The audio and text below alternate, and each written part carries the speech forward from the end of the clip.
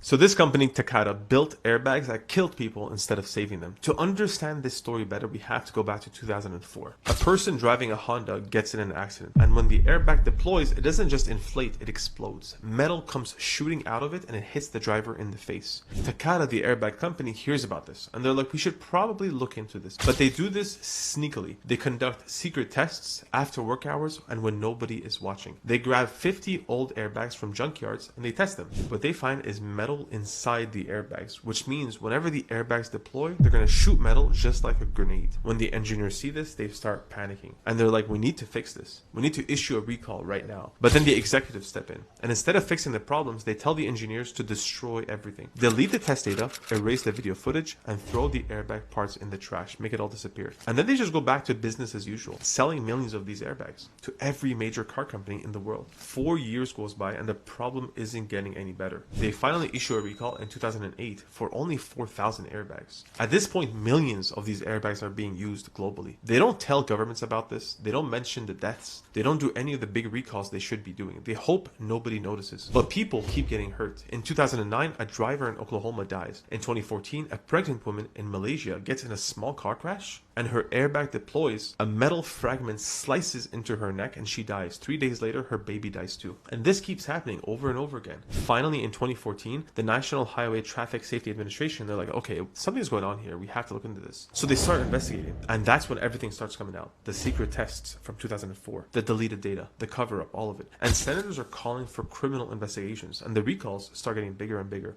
First, it's 3.6 million airbags, then 28 million, then 42 million. It becomes the largest automotive recall in American history. And the crazy part is, even after all this comes out, car companies keep installing these airbags in brand new cars, like 2016 and 2017. Because these companies have already bought the airbags and they figure they'll just recall them later. But by 2017, Takata can't handle it anymore. They owe more in recalls and lawsuits than they're worth as a company. So they file for bankruptcy. The US government charges 3 Takata executives with fraud and conspiracy. The company pleads guilty. They get fined $1 billion. 25 million goes to fines. 125 million goes to victims and 850 million goes to car companies for reimbursements. As of 2024, over 100 million airbags worldwide have been recalled. At least 35 people died globally, 400 people were injured in the US alone. What makes this even worse is some of those airbags that were issued between 2001 and 2003 have a 50% chance of exploding in a crash. You're literally safer without an airbag at that point.